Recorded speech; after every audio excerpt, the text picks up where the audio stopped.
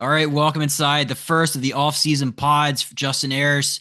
We got a great one today. We're joined by Tucker Hickman for his quarterly appearance on the show.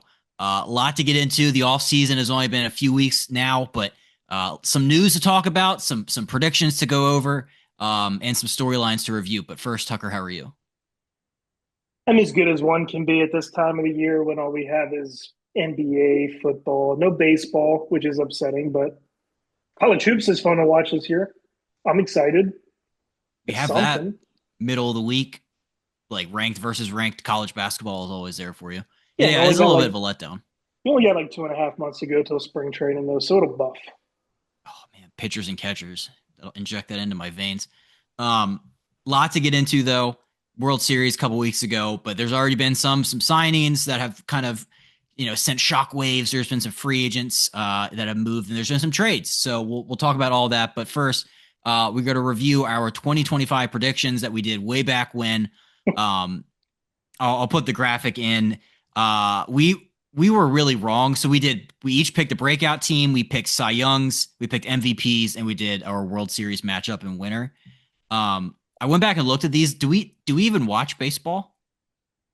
Well, see, I think when you watch a lot of baseball, you don't want to go with like the mainstream narrative. So we didn't want to go with the, oh, Scooble's going to win another freaking Cy Young, or of course, Judge is going to win the AL MVP again.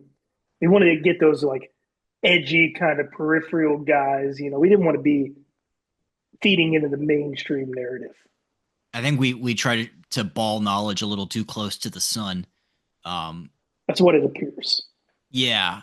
So I picked the Nats as the breakout team. You had the Red Sox. I gave you that as a win because the Red Sox actually surprised me. I didn't think they would be that good this year. Um, MVPs, I had Bobby Witt Jr. and Otani. I got Otani right. That's a gimme. That's like a free space. You had Vlad and Juan Soto. Vlad was good though. I mean, that was I mean, you could make the argument had the Jays have won, he was your World Series MVP. So I mean, I was yeah. close. I was close. Juan Soto, big swing and a miss there. Big swing and a miss. He stole a million bases this year. That was kind of fun. Yeah, I feel like everybody just kind of hates him now, though. Like the MVP voters would have never voted for him. Yeah. Give me Cy more Young's Otani. Cy Young's I had Crochet and Skeens, so I had Skeens right, and yours were hilarious. You had Cole Reagans and Spencer Strider. Yeah, dude, I was just trying too hard with this one. Like Strider was like, killing it when he was coming back from injury, striking out all these dudes. I'm like, yeah, this feels right. And Reagan's, I don't know what I was thinking there, Well, dude. everybody was high on Reagans. Did he even? He didn't come back until like the end of the year, did he? Yeah, he was hurt a lot, and then he just wasn't striking out people. I think he had like a mid 4 ERA or something like that. Crochet, I think, was the runner-up in Cy Young, but Yeah, he um, almost went 2 for 2 there. that was Skeens. Skeens was good because I almost picked Wheeler. Um, and the World Series, I had the Dodgers winning, so I had that one over. I don't know why I put the Orioles in there. That just shows how much of a homer I am. And then you had the Braves over the Red Sox, so not great. I thought the Braves would bounce back this year. Boy, was I wrong. Red Sox, I was just buying the spring training hype too much. That's all that was. I mean, you read it right. I mean, they were a breakout team, but they didn't break through and win a ring. But The only I mean, correct answer there was the Dodgers, but I just refused to go with the Dodgers. Wouldn't do it. hey, You we'll, stooped to we'll that level, so I'm judging you a little. hey, 2026 predictions. I think Otani's going to win the MVP. I think Judge is going to win MVP, and I Yeah, think the Dodgers are going to win again. yeah. Schemes will win another Cy Young. It's Scoob will probably win another one too. It all works Yep, out. breakout team. I think every year for the past 5 years, I think the Nationals have been my breakout team. So every year since they won the World Series, I'm like, this is their year. Yeah, you. That's just the homer in you once again. You just can't let the Nationals go. You can't do it. That's what happens when you live here. So I got three right. You had one right. So you don't come to this show for correct prognostication. You come here for hot takes and unique opinions. Um, so we'll get it right one of these years. All right, let's get into some news. as O's guys, this first one really caught me off guard, especially because I woke up to this text this morning. I've been going to bed early because I'm old. The Orioles, they traded Grayson Rodriguez to the Los Angeles Angels for outfielder Taylor Ward. Um, this one really caught me by surprise. I think there's like 10 different angles that we can probably go off of this story, but we'll start with your initial reaction. Well, I was actually up last night when the little MLB.com notification came through, and I was very taken aback.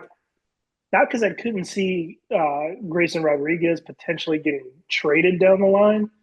It's just the Orioles are so like adverse to drafting or to trading any of their guys they draft. Like my whole argument last year was like Heston gone, Mayo gone, and they just wouldn't trade anybody, and they haven't for the last couple of years. So it would just of all people to trade away, I did not see them trading away a pitcher. I've always said this. There's two things. I say anytime you can trade for a 220 hitter, you have to do it. And anytime Yeah, you can subtract from a position of weakness, you have to do it. So they checked a bunch of boxes. This deal. Look, we'll start with some peripheral kind of background info. Grayson has not made a start for the O's since July of 2024. It's been a very long time since he's been on the bump for them. He had elbow surgery in August.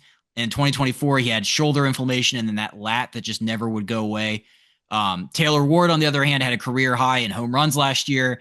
He had 103 RBIs. He played almost a full season for the Halos.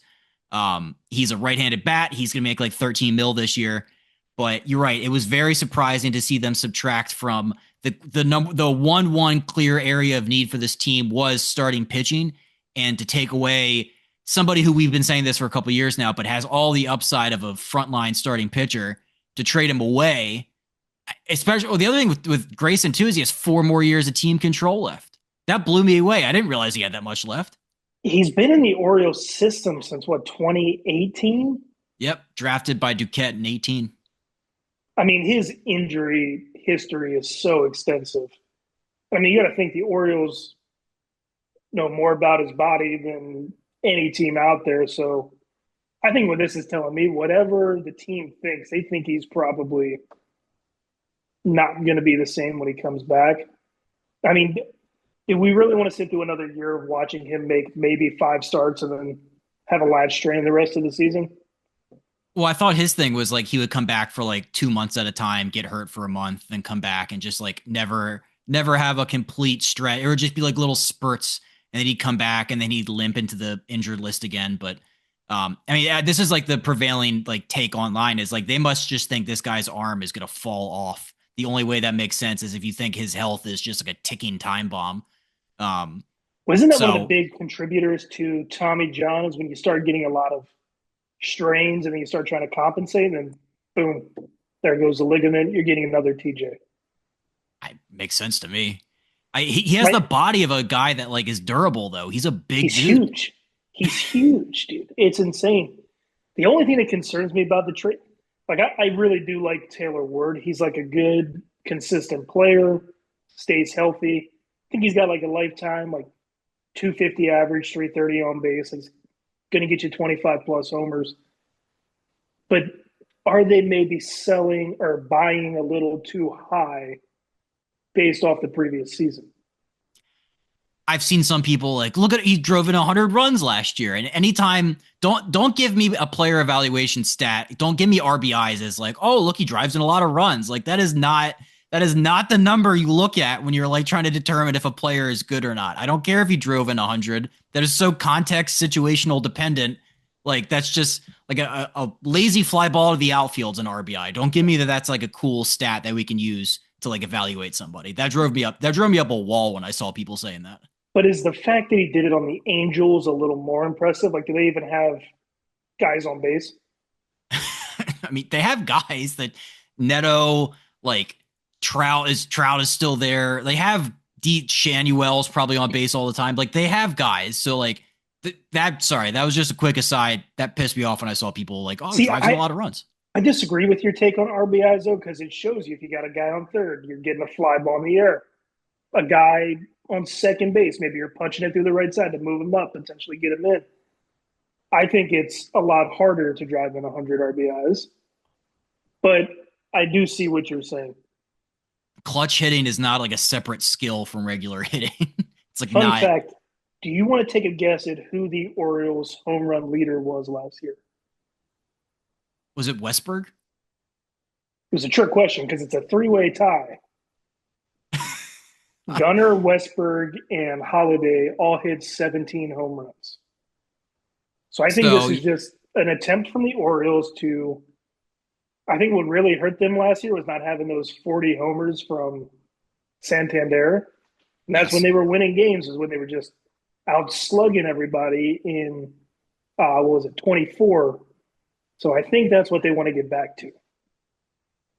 Yeah, and like I understand he checks a lot of boxes. Ward does right-handed batter in a lineup of mostly lefties. Again, that's a result of Elias's drafting, so that's a problem he created. You're right, not having Santander, who I get was hurt this past year, but like hypothetically, if he was on the Orioles this year, he might not have missed all that time. So, um, yeah, I'm thinking I too of like the implications this has for like a dude like Tyler O'Neill because, shocker, he opts into his $15 million option. general soreness. General Soreness and Adley Rutschman, his lieutenant, His trusted always lieutenant. always hurt. But yeah, if I was O'Neill, I'd be a little concerned. It's like if I get hurt, this dude's gonna take my spot. I assume right now the lineup will probably be O'Neill right, Cowser in center, Ward in left. But Kowser's like not good defensively in center, by the way. Yes, and it's No, the depth chart for Fangraphs is Ward in left, Beavers in right, Kowser in center, and but you got this. Leody Taveras too, so that gives you. He plays a good center field. So they're going to have some options in the outfield this year. Beavers. This is another situation where it's like they're getting all these guys from like Beavers came up was playing great last month of the year, but now does he have a spot? Is he going to get consistent playing time? Is he gonna be a fourth outfielder playing once a week now? We've already seen how that's ended up for dudes like Mayo, Heston, where they're just not getting consistent at bats. Same thing's going to happen to Beavers. Oh, that's a good. I don't think I've heard anybody talk about that, but yeah, the impact of bringing Ward in, like Dylan Beavers was probably like, heck yeah, before this, like, dude, I'm gonna get like 130 games plus this year. I'm finally gonna get a let it eat. I'm 24, like this is my time. Like when Yeah, Gunnar now and he's Adley came up, like they were playing every single game because his team was so trash. But now they're in this weird phase where they bring up dudes like even Jackson Holiday, like Jackson, Mayo, Heston, Cowser was the same way when they brought him up initially too. It's like yep. they're just not giving these. They'll play one game, sit two games. Doesn't seem Because good for development.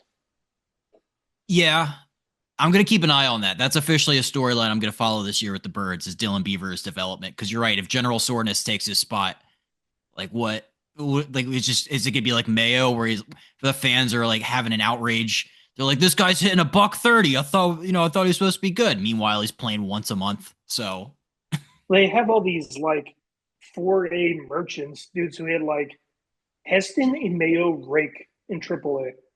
And then they get up to the majors and they're just like on a different planet in the batter's box. I had this thought too with like getting rid of Grayson is like he's the last of the Dan Duquette guys. So like Elias has no allegiance because GMs usually I feel like have some sort of allegiance to their first round draft picks. It's why I feel like Heston will be here until the bitter end. Because like he drafted him, like he developed him, it's his guy. But like that's a Duquette guy, so I think that probably made it a little easier for him to be like, nah, we don't care. Elias has a little too much, loyalty to his first round picks. Refuses to trade anybody. Yep, Could have had it could all have had Scooble. Could have had Crochet. it all makes sense now. He doesn't want to get rid of them because those are his guys, Except Grayson. We don't need except his latch Grayson. trains anymore. And you know who else is a Duquette guy that probably is going to get canned this winter? Mountie. Who? Oh yeah, he's gone. Mountie's the most clear non-tender candidate of all time, unfortunately. You can't have a first baseman who hits like 250 with 12 homers every year. No power, unfortunately. Vertigo. Um, So I had another thought about just like the state of the rotation because like if you look at the depth chart right now, it's hilarious. It's Rogers and Bradish, which is fine. Dean Kramer is your number 3. Tyler Wells, who was hurt all year, is your 4, and then Cade Povich is your 5. So if their plan is to like patch the rotation with more 1-year stopgaps, more guys from Japan, more Charlie Mortons, like you can't. I think that has to go out the window now because Grayson was supposed to be your like hypothetically your middle ish guy. So you got to go in the deep end. You got to go get a Michael King, a Framber, somebody. Yeah, I think Michael King is probably the most. I think we'll go after him hard. Cease, I don't know about him because I feel like the last couple of years, it's always been like Cease and the Orioles trade talks, Yep. and then Orioles never pulled the trigger. So I don't think they really like him that much. Um, I don't know. Bradish coming back, he that could be good. Um, I don't know. I'm just not sold. The rotation's always so terrible, dude. Dean Well, Kramer, like I actually like him as like a number 5 starter. yeah, Dude, after the All-Star break, that dude is always like lights out every single year. Throw he's a a random like complete game once a year. he's a very consistent 4 ERA back of the rotation every single year. Like he had a really like under the radar, pretty decent year last year. Yeah, Um, like what is that? like what is that? Makes you It wonder. it just you just don't want to move him up to it like the middle of the rotation if like that's what you're. My fear is that they're gonna like overpay for somebody just because they feel like they have to. It's like when they Zach Gallen. overpaid for. Yeah, Zach Gallen is the number one. Can you just picture them signing him for like 100+ mil? It'll be like Ubaldo Jimenez I 2.0. was just about to say when they felt the need to go get a starter that off season, they give us Ubaldo. Um, I very clearly like I can picture it now. Like they finally listened to all the outrage, all the fans being like, "Spend money, damn it! Like we need pitching." And they're like, "You want pitching? Here's pitching. Here's Zach Gallen. He's gonna have a 5 ERA. Enjoy." Well, they got to get a left. We have no. Cade Povich is terrible. Completely out on him. Terrible. Walks like 4 dudes a game. Terrible. Can't make it out of the 4th inning half the time. Go get Framber Valdez. Dude's a horse. Just go get him. They So got to what if spend he money. so what if he beams his own catcher with fastballs? Like, just go get him. That was funny. They got to spend. They have to spend money. Like they have enough has come off the books. They have the needs in these spots where they're like pitching is pretty deep this year in the free agent pool. You got it. Like this is the most clear sign that they're gonna go out and get somebody. Also, Taylor Ward was not cheap, by the way. Like he's making 13 mil for a year. That's like not cheap money, but like that's pretty good No. for. If they don't go get, and it's the shitty thing is like it's not just we have no bullpen anymore. We have That's nobody. another thing. No bullpen. Nobody. Like we're gonna have to sign a lot of dudes to field a serviceable bullpen. Yeah, that's I So didn't even think about that. That's a lot of money that's going to be committed. Although bullpen is relatively cheap to put together. and there's some interesting options out there for the pen. Like we're gonna need a closer because Bautista is Pete, hurt.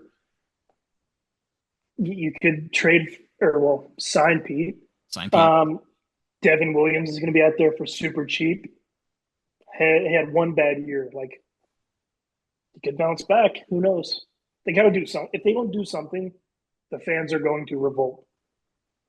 I completely agree.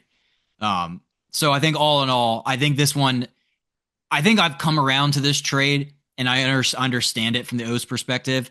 And I'm more accepting of it. But I think it is very like, okay, now you have to go. Like, if you don't do things after this, I will revise my take and become more like outrage. Another interesting thing too, like I feel like you never see the Orioles getting stuff done early in the free agency Mm, period. So I feel like this is a good sign of like there's probably definitely going to be some more stuff to come. I like that. Yeah, Yeah, they they have to, ne- dude. they never do stuff this early, so that's got me optimistic. Because when did they trade for Burns? Wasn't that like wasn't that January? Yeah, I want to say it was late. Yeah, it felt late in the offseason. DL Hall and Grayson were supposed to be the next two great O's pitchers. Royals have just never been good at drafting pitchers. No, So Bradish is a homegrown guy. nope. Angels, Maybe Wells. nope. Rule 5 from the Twins. Kramer came over from Machado from the Dodgers, right? Yeah. Yeah, none of the rotation besides Cade. Or no, Cade was a trade with the Twins. None of Wins, the yeah. rotation they've is their own. We just no homegrown talent. Their bullpen, they drafted Aiken and they drafted Stroud. Did they draft Cade Stroud? Yeah, Oh. Well, those are the only two guys that are that they have that's because every year Elias looks at the draft board and he's like, "Yeah, but we need is another white shortstop from somewhere in the South with blonde hair. with blonde hair. He's got a type." He does have a type. All right, let's shift gears. We'll talk some storylines about players, and then we'll switch and we'll talk about the teams that we find the most interesting. Um, I will start with some interesting players. I think just like we have to talk a little bit about Kyle Tucker's situation.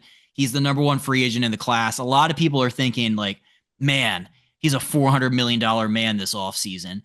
And my response to that is, and that's kind of what I wanted to ask you about, is like, why does he have to be a $400 million man? I don't think he's like just because he's the number one like outfielder in a class and he's 29 and like, he's got power and speed and all this stuff. Like 400's a lot for what he's done. I wouldn't give him that. I wouldn't give him that, but if someone's got the money, they'll spend it. Yeah. I mean, he's still young, but it's hard to judge like really his true value after last year. And I know he was like playing through injury and stuff like that, but that big of a down year, like that's not the year you want to have before a free agency period.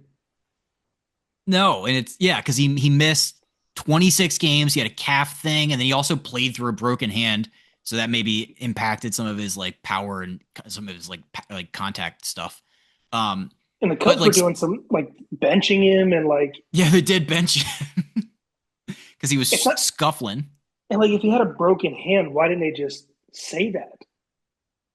I think other guys had played through broken hands before. It's not like Um, football where if you put out him injured, they're just gonna like, target you and hit you in that spot. Like they pitchers should aren't have. gonna try to intentionally hit him in the hand. It's like hockey, like upper or lower body.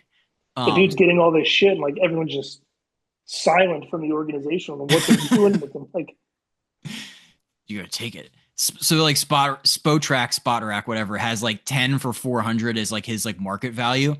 But like I looked at like some of the other outfielder contracts that have gone. So like he's 29, so like he's not like young, but he's not old. But like the guys who are his age or older that got like big deals, it was like Judge got 360 and he was 30. And then Brandon Nimmo, who was 29, got 162. How do you look at what Kyle Tucker's done and be like, yes, more than Judge?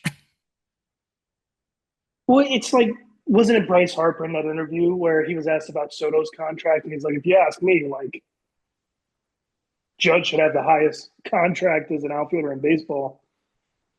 It's just one of those things like, values go up. I'd say he's probably somewhere in like the 300 million. He's a $300 million player. Yeah. I feel because Mookie got like 365, I think.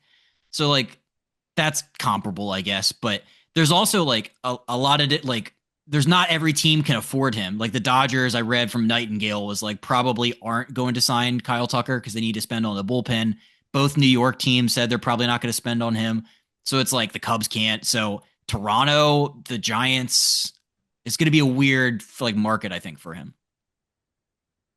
Funny you say that. I have my hot take on where I think he's going to go. Is it San Francisco? It's San Francisco. They bring in a new manager. They need to make a splash to complement Devers in the middle of that lineup. I don't. Bring So in yeah, they Kyle got Tucker. They got Matos in right, Ramos in left, and then Jung Hoo Lee in center. Oh yeah, they could add. They could add. Matos, I love him offensively. The worst outfielder in the game. He's almost like Castellanos level bad. But But the Giants are the, dangerous though. they what is that? What is that? They their payroll situation is kind of weird. They could make some money to bring him in. They could make it work. So I think the Giants would be an interesting spot for him. Just do it. Yeah, why not? I think, I mean, Toronto, if Toronto is my guess, but like if they go get Bo Bichette, I don't think they have enough money for a $300 million Kyle Tucker. Um, and they Yeah, need I don't think pitching. so either. Yeah, So Toronto's in an interesting spot. like they have some starting pitching needs that they need to go fill, which is not cheap. But yeah, so I thought that was interesting. Who was your like free agent off season that you're keeping an eye on? The one I'm keeping an eye on is, let me see, I wrote it down. It's Framber Valdez. I wanted to go with a pitcher, but big lefty. Lefties always command some more money. I think he's like the only real like true number one lefty on the market this year. So it'll be curious to see what time or what team signs him. You never really know with pitchers either where they're going to go. It's not like Durable. hitters where you can, yeah, it's not like hitters where you can generally like narrow it down to a few teams. Like pitchers, you just never really know. I didn't realize he's a Anger 30 problems, start every year guy. durable, but Yeah. yeah, the dude never gets hurt. Going to get you a sub three ERA more than likely, but I feel like the Astros would probably make a pretty big push to sign him back. Yeah, because like the rotation without him, I don't think would be like the AL West is competitive every year. They would just be like Hunter Brown, Javier, and McCullers.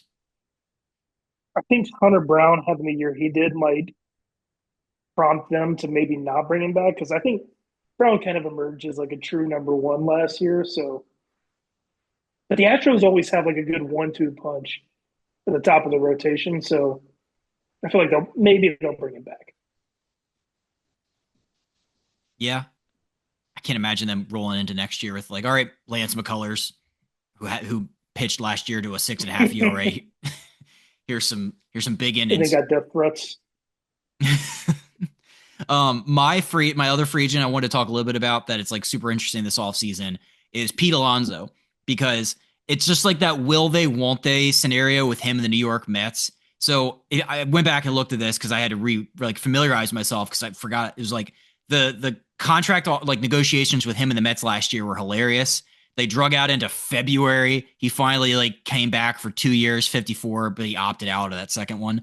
I didn't know this, but Steve Cohen at the time, like he said that the contract negotiations last year with Pete Alonso were exhausting. He said they were more exhausting to deal with Alonso's contract than Juan Soto's. It's like I thought Uncle Steve was like, he respected the fact that Pete wanted to be Met for life. Like he's, big Mets fan, but he's like, yeah, this guy is just a real piece of shit to deal with. I don't think Alonso's coming back. If you remember after that last game of the year last year, he was like distraught in the dugout. I think it's done. I think it's He done. was like that. I mean, he was like that when Buck Showalter left. He was distraught at the year before last year. So it was like he's just a very emotional guy. Yeah, I don't know. It's so weird. And the Mets have some other, spots they need to fill pitching wise. So it's like, would you rather spend the money pitching wise or get Alonso, who's what do you think Alonso's worth? 30, 35 million a year? Yeah, I mean, I don't know what else he has to do. Like the Mets are like, oh, Pete, we don't know if we can commit to you long term. Your numbers were going down. And then what did he do last year? He added more home runs. He added like 30 points to his batting average. He added like a career year with doubles. I mean, his defense is dog shit, but like whatever. Like From first Pete base isn't Alonso's, like yeah. no, keep going, keep going. Well, from Alonso's perspective, it's just like, what do I have to do? What do I have to do to prove to you guys that I'm worthy of getting like a 5-year deal? Like you've seen like right now it'd be Mark Vientos would be the Soto protection in the lineup at first base. Do you really want to do that? Do you want to cheap out and go, not re-sign him for that? I don't know. And you look at like first base around the league, it's not like first base isn't like it used to be when you had your Teixeiras and your pool holes and Ortiz. Like Miggy. first base is a yeah, Miggy, first base is a pretty weak position now. Like you got Freddie Freeman, you got some other good first basemen out there, but it's like your days of first baseman who are going to smack you like 30 to 40 homers a year are kind of done. So 100%. he, the Mets should bring back Alonso, but I don't think he's going back. I think two interesting options: Boston and Arizona. I'm Boston's with you got on Boston. Cassis at, yeah, they got Cassis at first, but they can play around with some platoons, DH one of them, maybe trade Cassis away. Who knows? Arizona's interesting too because I feel like they're losing Gallen. He's not coming back. They had to trade away Naylor because it was a sell year for him. So bring in Alonso, let him plug him in at first. You still got Marte, Carroll, sign a pitcher. Your window's still open. That's one I So haven't really heard thrown out there before. I've heard Boston because like if Bregman doesn't come back, like they yeah, need some bop in the lineup. They need a veteran, whatever. Um, that one I don't know, but in my heart of hearts, I just like why can't he just go back to the Mets?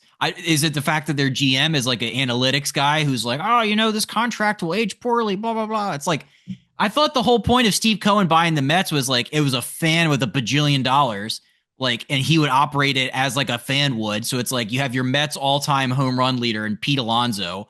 Why haven't you re-signed him to make him a Met for life? Like why is Met for life like now like, oh, I don't know, because when he's 36 his legs might give out and his power might not be there, blah blah blah. It's like, who gives a shit? It's like your franchise guy. How often do one team guys come around? Not that often. I just think the Mets are in some trouble because they were nowhere close last year to being able to compete with a team like the Dodgers, even the Brewers. Like, so yes, like it makes sense to bring Alonso back, but at the same time, like I think if you want to compete, like that roster needs a pretty big reconstruction from top to bottom. They just need pitching. They can't keep rolling out these like relievers turn starters and then like reclamation projects. Like at some point they gotta play in the deep end here. So I think starting Yeah, pitching is gonna be their big deal. Senga's great, and I'm still big on Vientos and Alvarez at catcher. Yeah, You need the pitchers. gotta have pitching.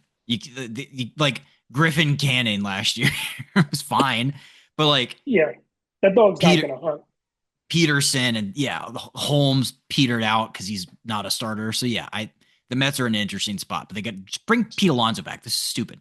All right, couple interesting teams as a whole that I think there's some big storylines attached with these guys. I'm going to be keeping an eye on their moves all off season long. My first one's the Cincinnati Reds. So the Reds are coming off their first playoff appearance since 2020, and it's their first playoff appearance in a full season since 2013. So last year was pretty special in Cincinnati. They have a Hall of Fame manager. They have all this great young talent. They have like this is the kind of team that like I don't know if you watch like Shark Tank, but like you see them like, oh, we want to invest in companies where we could pour some gasoline on the fire and really like take them to the next level. Well, that's what the Reds are. They've shown they're the company walking in that's like, we want 10. We'll give you offer 10% equity for $200,000, and we have great sales and we're passionate and hardworking. It's like, yeah, well, Mark Cuban will write you a check right now. Like, this is the Cincinnati Reds equivalent of that. Um, the only thing with them though is that like their payroll, it's gonna have to stay roughly what it was this past year. So they can't like go out and spend anything like too crazy, but they have needs. They need a middle of the order bat. They need a closer. So I'm keeping an eye on them. I think they're going to be a fun team this winter They have the most underrated pitching staff in all of baseball. by far. Hunter Green, true ace. You still got Lodolo, Andrew Abbott. Love him. Like you got three really good starters. The offense is just always so weird with them. It's like they never improve. They're just kind of like stagnant. They were 21st in the league in home runs last year. It's like they have no home run pop at all. So like I don't know Yeah, where necessarily they can find it on the cheap. I know some people have said like sign Kyle Schwarber. He's a hometown kid. They don't have that kind of money. That would be like their entire budget for the offseason, I think would be what Kyle would be for like a year. So like yeah. that's not realistic. In Inter, like Noel V. Marte, they got him in the trade that sent Castillo to Seattle. He was raking last year, got hurt, wasn't really the same after the injury. I'm curious to see how he does in a full year. But I would like to see the Reds do if they could spend a little bit of money, try to make a move and steal Bichette from Toronto. That's what I would like to see. You can play around, maybe move either McLean, Ellie. Ellie is going to stay at short. Maybe move McLean or Bichette the third, figure something out there. I think if they have the money, that's like ideally what I would like to see. But realistically, I think they could make a move like Devin Williams to improve the bullpen. They don't have really like a. I think who they have Pagan closing last year, who had a pretty good year. He had a great year. He was like Terry Francona's like go-to guy, and like he's a free Yeah, agent. so you could sign a Devin Williams, even put him in the setup role, take some pressure off of him. But then they could maybe go after a guy like O'Hearn, O'Hearn would be a great one. Orioles legend. Multiple positions because like right now it's who's playing first base for them? Spencer Steer and then Sal Stewart's DHing, and they have Gavin Lux in left. So it's like these are all places that you could have like an O'Hearn type cycle through. Play a different position each night. He doesn't care. Just give him a bat in the order, and he'll hit you 25 homers in a full season. Yeah, I just think that like they got to do something. They might bring Pagan back. They were really high on Pagan, but yeah, I just think that like given all the momentum the Reds have right now and in a weak division, which like, the Brewers are obviously going to be at the top there, but I think the Cubs are, we saw what happened to them. The Pirates aren't getting any better. I think this is the window I think they can capitalize. It feels like they're one good bat away from potentially being like a wild card team. 100%. I mean, they were a wild So card this past year. They couldn't hit home runs. I know they just need a big bat that can maybe get them some type of run going into the playoffs. I just, like you said, they don't have the money. They also don't have an outfield. like Like, what is Gavin that? Lux in left. What do we? No LV Marte, and I mean Friedel played a full year, which is great. But like, they need guys. Yeah, they need some dogs out there. They don't have them, They don't have and they're not going to spend the money. Poverty franchise, dude. Poverty franchise, like Pittsburgh. yes, it's a rust belt, unfortunately. That's why Paul Skeens wants to play for the Yankees, dude. Yeah, I watched an interview. He went on Dan Patrick and was talking about that. Yeah, but where does Livy want to go? That's not what No one's talking about that. You saw her in the stands in Pittsburgh this past year. She's a She was diehard. she's a saint, and she was born to be in the big city. That's a good point. All right, who's a team you're keeping an eye on? Padres all the way.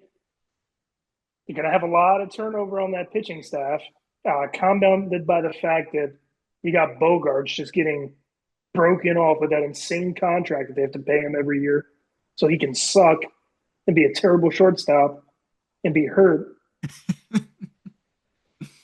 The Padres are like the easy team because they're always like the team to watch in the offseason because you never know what Preller's going to do. It's like, oh, let's just trade the entire farm for Mason Miller at the deadline.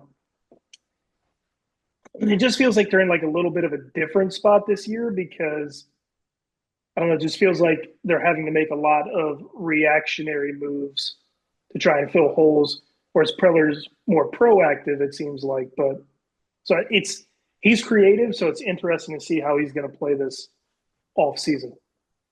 That's great analysis right there. That's analysis you only get on this podcast. But you're right, because like when he's at his best is when he's wheeling and dealing, not necessarily like having to like being forced to fill holes, but like him like proactively go out and doing stuff. And I like this offseason, the big thing with them is like they're in the process of getting sold. The Seidler family is moving on. They don't want to own it anymore. So like any new ownership group is looking at this team right now. And did you know Manny, Tatis, and Bogarts combined will make like 90 mil a year? And then at some point, I think in like the next 2 years, it'll be like $100 million a year for all three. Yeah, That's so much money. they did get Merrill on that really team friendly deal though. Yeah. So good for him. But I mean, they're still like Manny's still playing great for his age. Tatis still good without the PEDs. And Merrill, when he's healthy, he's like a top 10 outfielder, I'd say. So it's just, it's just such, it's a weird team because their lineup just seems so top heavy. Well, you saw what happened when they got. I mean, Laureano's coming back. He was a big addition for them. I mean, we just Uh-huh. talked about O'Hearn, like he could come back. Like their position players aren't really like the big area of worry. I feel like for them this offseason, what really they have to fill, and you talked about being reactionary, is like all like Cease is gone, like Michael King is gone, Yu Darvish is going to be out for the next year. So like Yeah. those are three spots in a rotation that aren't going to be easy to fill. No, at least they got the bullpen cover. They could just find you a guy who can pitch 4 innings every 5 days and just let the bullpen take the rest.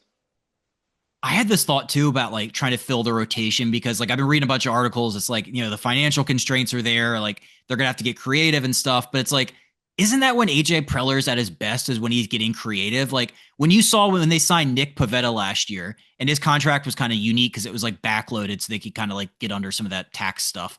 But like, did Mm-hmm. anybody think that Nick Pivetta would be like a 5-win pitcher? Like, did anybody think that he would go 13-5 with a 2.87 ERA? Coming out of Boston, everybody's like, ew, he's still on the market in February or whatever. It's like Preller and the team, they can identify guys. They have the system is in place to make them good. So like, I'm not worried at all about who they're going to bring in. I think Pavetta, all they literally did was just move him from the right side of the mound to the left side of the mound. That's all it takes. But with that bullpen, I mean, you have like four closers in that bullpen. You could easily trade one of them, pick up like a number 3 starter, throw in some other random prospect if he hasn't traded them all away by then. Would you do that, or would you convert like Miller or Adrian Morion into a starter? Morejon started some games before, I'm pretty sure. So that could be an interesting one.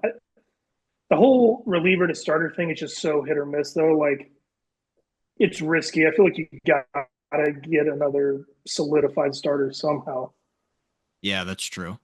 I'd also like to see Mason Miller start at some point, though. God, he's so electric, dude.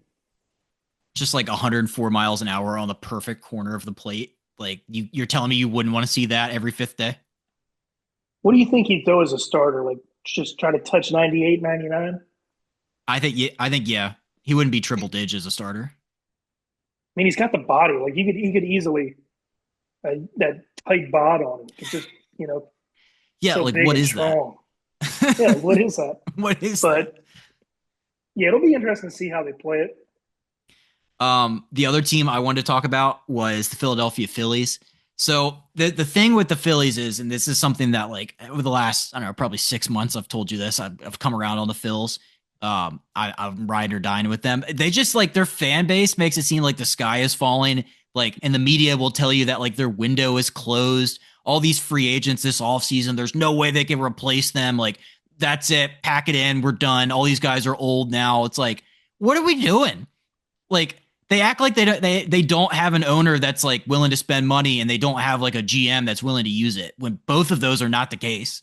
Like, they have the front office and Dombrowski's willing to spend. They have an owner who has cash. They have the superstars in place, even with the ones that are currently free agents. Like, they're gonna be fine. I know Schwarber and Real Muto and Ranger and a couple other guys are free agents, but like I would be willing to bet a lot of money that Schwarber would come back, and I'm pretty sure Real Muto is coming back. So like, what? Why is, I mean, Ranger? That's, but they have other pitchers. They'll be fine. But like, why is the consensus with the Phillies this offseason like that's it? Windows closed. I think why people think the window's closed is just because of the disparity between the Dodgers and the Phillies this year. Like, it wasn't close. I don't even think the Phillies would have beat, and sure they had injuries, but the Phillies wouldn't have even beat the Brewers. Couldn't even compete with the Brewers. So I don't know, man. I'm kind of with the sports media on this one. I think the Phillies windows, if they lose Schwarber, it's done. They're done. Wow, I think he means too much to that team, the fan base. I think if they lose Schwarber, I think they're done. that's a hot take. But like, I understand. I just think that like they have too much going for them right now. Like obviously losing 56 home runs or whatever it was out of the middle of their lineup would be a big blow, but I Not still have just enough that, faith to like like they could figure something out. Castellanos declining, Real Muto declining. No more MVP Bryce. He's not elite anymore. Your outfielders are always just, yeah, let's get Harrison Bader and throw him out there. Let's like they don't have any big stars in the outfield. I don't think that offense can compete with the bigger teams. I think they're going to obviously. I think Castellanos is not going to be back, whether they cut him or salary dump trade him. I think that's a spot that's going to be open. They're thinking about bringing Bader back, but he's not a superstar. Um, yeah, the outfield they got to figure it out. But like, I think Schwarber's all. I would be shocked if we get an alert from Jeff Passan that like Kyle Schwarber signs with like the dot. I don't even who even is in on Schwarber. Probably everybody. Yeah, I just don't like it. I just don't think that team's constructed to win. The pitching staff, Pitching staff's incredible. their bullpen, it's good. They always trade for more players at the deadline. If they lose Ranger, I'm not concerned about it. You still have Andrew Painter just waiting to come up. Then I mean, Wheeler. you get like random dudes who just like become studs in the rotation. Like, How about 8 wins from Christopher, or 8 wins above replacement from Christopher Sanchez? well, he wasn't an all star, so it doesn't really matter. Let's put Mizorowski in there after two Yeah, starts. exactly. The Phils are fine. I don't. That's probably gonna be a hot take. No, I think everybody wants to believe that they're not fine. So if I put a clip out that says the Phils are fine, I think that'll be. Well, here's the other thing with the Phillies is like Bryce Harper. I think we're gonna see a 2026 return to form for Bryce Harper. In one part because the GM Dave Dombrowski had a quote. He was shit talking him. He said Bryce is clearly a quality player, but he added that it remains to be seen if he will quote become elite or he continues to be good.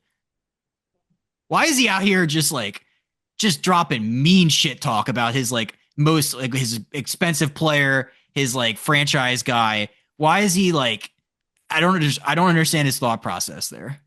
Got to be some like weird like reverse psychology thing. Like that was wild when I saw that.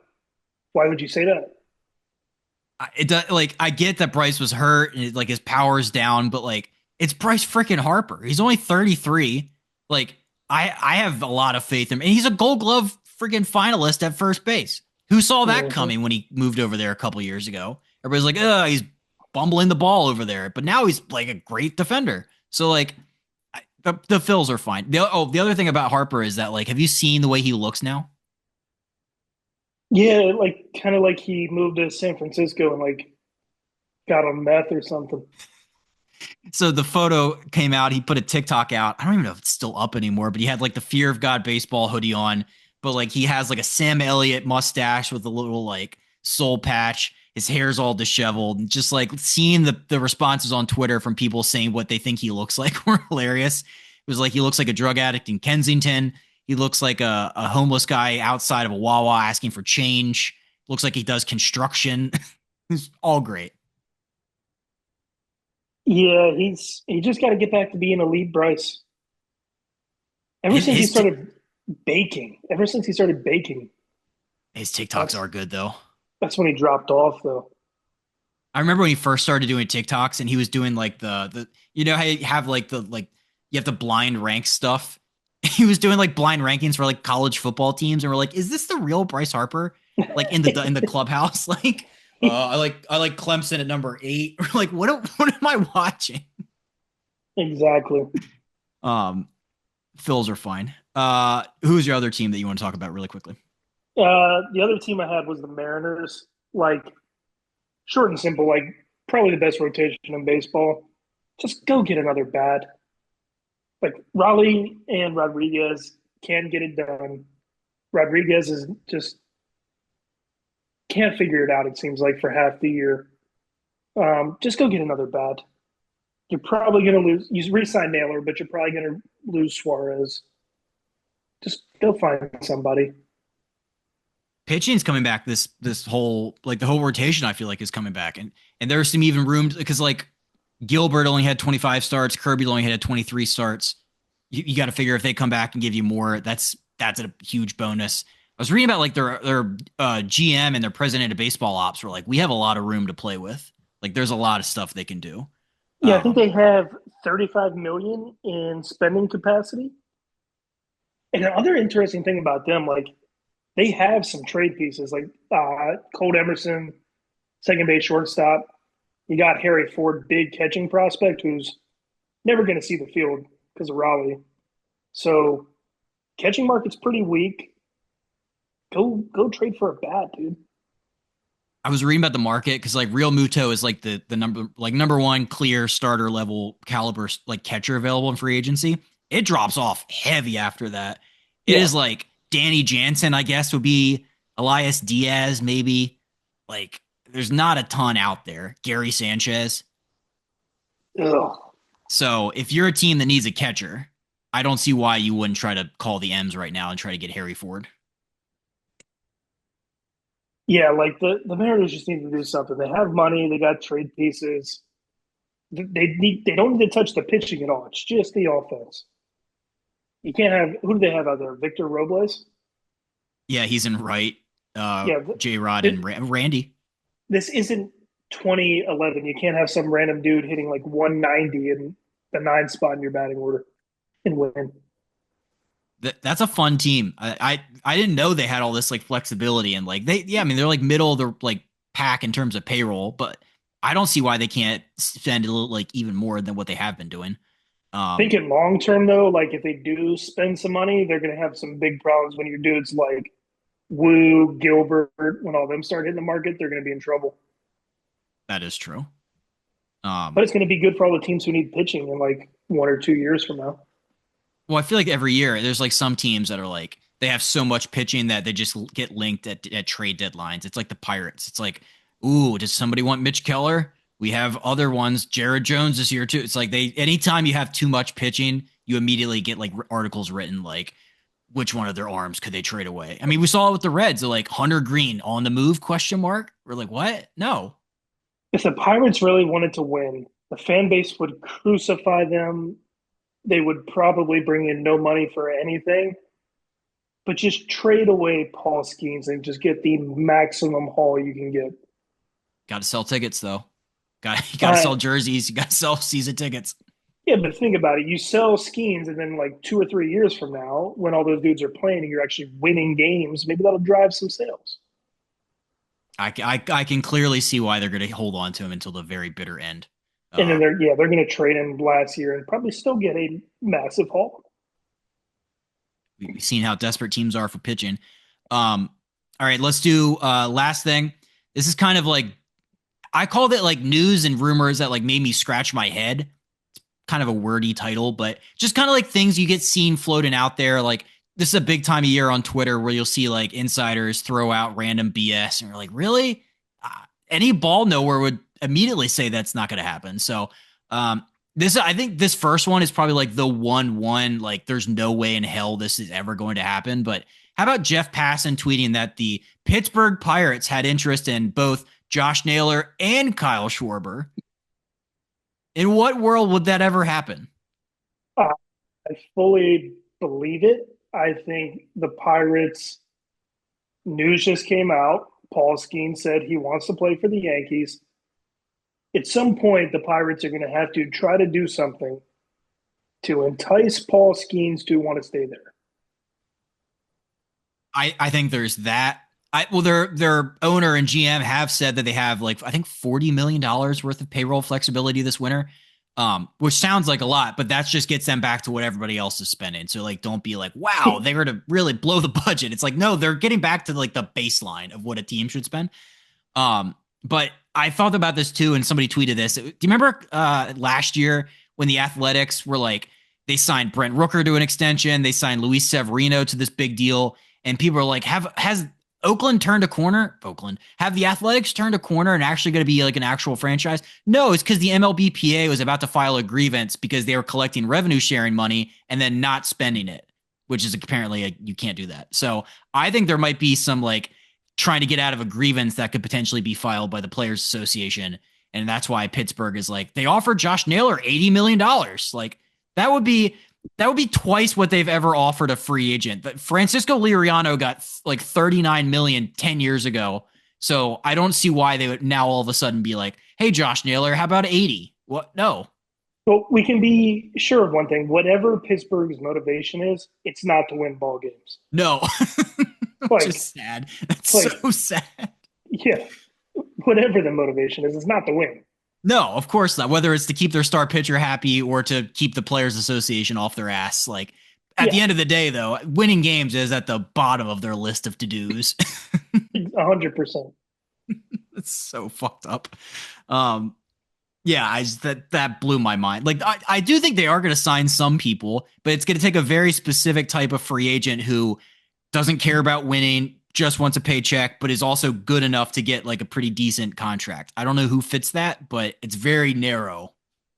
Isaiah Kiner Falefa. Yeah, I think they're going to overpay. I do think they are going to overpay for one free agent though. That's like whether he's too old or like on the downhill, like you're going to see them sign somebody dumb for twice what he's worth. Zach Gallen, just get another pitcher. Zach Gallen, we've already shat on Zach Gallen. We've already said the Orioles are going to overpay him, but hey, I don't There you think go. I don't think the Pirates need any more rotation help. But somebody Zach Gallen in his ilk. So that rumor really just made me go, what the hell? Well, what was the rumor that you kind of made you scratch your head? I've seen none. Really? I've seen nothing exciting. I got The only thing yeah. I've been really into this offseason is just trying to see how Team USA is going to construct their roster. WBC, Captain Aaron Judge. They just got Carroll in PCA. That's exciting. That's a fun Team's story. loaded this year, but so what? We're just going to lose to Japan. Doesn't matter. Or I Doesn't mean, matter, dude. what if we get like our clocks cleaned by like the DR?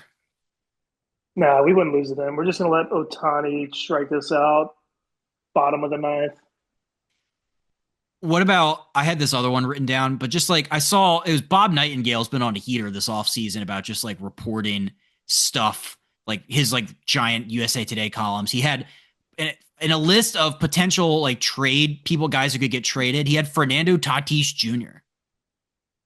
He said, quote, they certainly don't want to trade him and still may not listen now, but with all their bloated and backloaded contracts, someone is going to eventually have to depart. And no one making big money has more trade value than Tatis, whose 14-year, $340 million contract suddenly looks rather reasonable. That's an interesting take. I just don't think the Padres would want to trade him. He's still a superstar. He's a platinum glover. He's power. He's got speed. He's, on commercials. He sells jerseys. I don't understand. Like, obviously, the Padres, we talked about this 20 minutes ago, just like the financial constraints they're under and how they are going to have to do this thing where they're going to have to trade a Juan Soto every now and again to try to get some payroll flexibility. But like, you do that with other guys. You do that with a Cronenworth, a Sheets, somebody of that tier. You don't trade the S tier star caliber guy to be like, okay, now we can go out and get a number 3 starter. That doesn't make any sense. Which that reminds me, you're talking about the Tatis rumors. I feel like the rumors are starting to spark back up again of like, oh, are the Tigers going to trade Scooble? Saw that. It's like every deadline, every offseason, it's like, are the Tigers going to trade this dude? Well, it's an impossible position that the Tigers are in. It's like if you keep him, I don't think you can afford him to like resign him in the offseason. And if you trade him, you're going to regret it forever. So like, Yeah, what are you supposed to do with him? I don't know. I don't know. Like, obviously, I think what's going to happen, obviously, they're just going to keep him and then try to win this year. And then when the market next winter is like, hey, he's a $600 million pitcher, they're going to be like, shit. Well, we had a good run, Paul, or Tark. I'm thinking of Paul Skeen still. Plug in my phone. She's dying here. Well, we could go ahead and wrap up now, though. But yeah, I just the Padres thing, we've talked about them at nausea, but just like the fact that like Bob Nightingale would have the gall to theorize that a Fernando Tatis trade could come even at any point in the future. Like, I don't think they're ever like they're gonna try. They want to win every year. Why would you trade somebody just because he makes 30 million? I just I don't know. It doesn't make any sense to me. No, I just makes you wonder, like, who from the organization leaked that out? Yeah, I Because that's a good point. he's not just pulling that out of thin air. It came from somewhere. I mean, I know Preller's a madman, but like he's not that crazy. No, unless maybe Tatis leaked it. Maybe he wants to be traded. These are all things that we could put our tinfoil hat on and theorize. One thing's Um, for sure, he's not going to the Pirates. yeah, like what is that? What is that, dude? Okay. It's been a lot of fun. Covered a lot of stuff.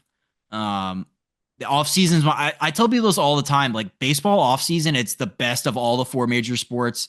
It's got the most storylines. It's got the most stuff to talk about. I love it.